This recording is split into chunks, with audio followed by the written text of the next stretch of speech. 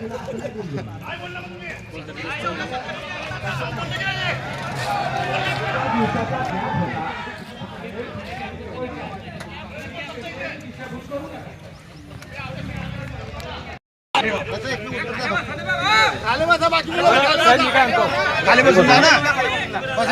मंडळ बाकी आहे, आपलं मंडळ वगळल्या गेलेलं नाही. फक्त ऐका, प्रश्न मला समजलाय. सगळ्या जिल्ह्यात पैसे मिळाले, सौदा मंडळात मिळाले आहे. उत्तर देतो. नाही, बरोबर आहे. ज्यावेळेस AWS चा आपण डेटा घेतो ऑटोमॅटिक वेदर स्टेशनचा, त्यामध्ये बॅकअप वेदर स्टेशनचा डेटा आपण मागितला होता. कारण काही दिवस इथं एका दिवसाचा गॅप असल्यामुळं ते आपल्याला ते कव्हर करायचं होतं. त्याच्यासाठी बॅकअप वेदर स्टेशनचा डेटा मागितला होता. तो डेटा आपल्याला 27 ऑक्टोबरला सौदा मंडळाचा प्राप्त झाला होता. त्याच्यामुळं हे म्हणजे जेवढं काय आपल्याकडे प्रीमियम होतं राज्य शासनाने दिलेलं, केंद्र शासनानं आणि शेतकऱ्याचं, ते आपल्याला मिळालं. म्हणजे सगळं होतं, परंतु केंद्र शासन आणि राज्य शासनाचा काही प्रीमियम बाकी होता. त्याच कारणानं 1622 शेतकरी प्रलंबित राहिले.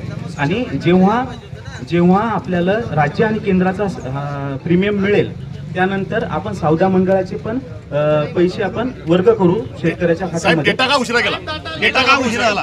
हे बघा, डेटा का उशिरा गेला तुमचा? ऑटोमॅटिक वेदर स्टेशनचा डेटा हा पीक विमा म्हणजे पीक विमा कंपनीचा नसतो. हे कोण फीड करते सर? हे स्कायमॅट जसं की आता आपल्या राज्यासाठी स्कायमॅट हा डेटा देतो ऑटोमॅटिक वेदर स्टेशनचा, किंवा हे पाण्याचा सगळा त्याच्याकडून आपल्याला थोडा लेट मिळाला होता. मी छोट्याशा गावचा आहे, खेडा गावचा आहे, माझे सरपंच आहे मी. माझं असं म्हणायचं आहे, शासनाने जे विमा दिला तो देताना ते असं मंडळ वाईज देतात का तालुक्याला देतात का, जिल्ह्याला देतात का, राज्याला देतात? मग सौदात कसं काय राहिले? सौदा मागे ठेवण्याचं कुणी पाप केलंय, कुणी काम केलंय? हे सौदाच मागे का राहिलं?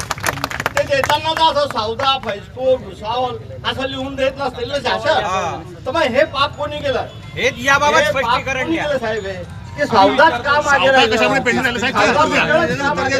विमा काढताना सगळे मंडळाचा स्पेसिफिक असा प्रश्न आहे की रावेर तालुक्यामध्ये 9 मंडळ आहे, 8 मंडळांची पैसे भेटले, सौदा हे कसं मागे का राहील? त्यांना स्पेसिफिक प्रश्न.